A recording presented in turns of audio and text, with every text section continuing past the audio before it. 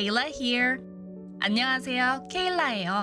오늘은 일과 인간관계에 대한 이야기를 해보려고 해요. 미리 말씀드리지만 세상에는 다양한 사람들이 존재하고 저마다 장단점이 있기 때문에 어떤 특정한 성격이나 성향이 좋다, 나쁘다라는 의미에서 하는 말은 아니에요. 그저 지극히 개인적인 경험에서 비롯한 저에 대한 저의 생각이라는 점을 유념하고 들어주세요.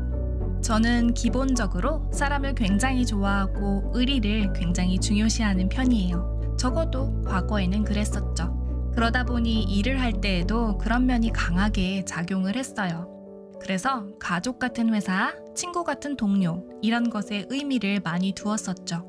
그래도 처음에는 아무리 사람이 좋다고 모든 것에 동의할 수는 없겠지만 적어도 그 다름을 존중하면서 제 의사를 분명히 할 줄 아는 정도로 사리분별을 했었던 것 같아요. 그런데 한 조직 안에서 사회생활 연차가 늘어가고 직장 동료들, 특히 직장 상사와의 유대관계가 깊어질수록 점점 그 경계가 모호해졌죠. 직장 내에서의 사적인 친분은 저와 같이 노를 잘 하지 못하는 사람에게는 독이었어요. 저는 중간 관리자의 입장에서 누구보다 객관적이고 합리적으로 일을 처리하고 중간 역할을 잘 수행할 수 있었어야 했는데 언젠가부터 이런 사적인 친분에서 발생하는 감정에 휘둘려 윗사람에게도 아랫사람에게도 필요한 말을 하지 못하고 혼자 모든 걸 떠안도록 상황을 만들어가고 있었거든요.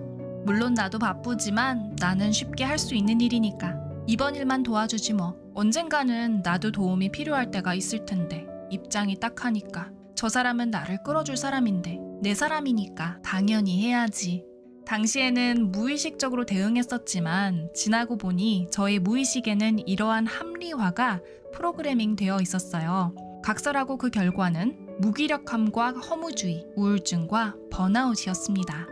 때로 저는 그 형태가 어떻건 쉽게 누군가에게 상대가 동의하지 않은 기대를 하게 될 때가 있어요. 그리고 그 기대가 충족되지 않았을 때 상대를 원망하거나 혼자 배신감을 느낀다거나 소가리를 하는 등의 감정 소비를 하게 되기도 했죠. 여러분도 혹시 그런 경험이 있으신가요? 물론 개 중에는 그런 기대를 하게끔 유도하는 나쁜 의도를 가진 사람들도 분명 있을 거예요. 하지만 어떠한 상황이든 나 스스로 그 상황에 빠지지 않도록 자신을 잘 돌보는 것이 우선이라고 저는 생각합니다. 관계 또는 내가 있는 어떤 상황이나 상태의 변화가 필요하다고 느꼈다면 상대 또는 내 환경이 알아서 변하기를 기다리는 것이 아니라 내가 먼저 필요한 행동을 취하는 선택을 해야 할 수도 있고 객관적으로 또 이성적으로 상황을 바라볼 수 있을 때까지 나를 힘들게 하는 그 환경에서 조금 떨어져 시간을 가져봐야 할 수도 있는 것이죠. 세상사 모든 것이 마찬가지겠지만 일을 함에 있어서의 태도만큼은 이러한 마음가짐과 특히 행동적인 선택을 할 수 있는 합리적 판단이 중요하다는 결론에 이르렀습니다.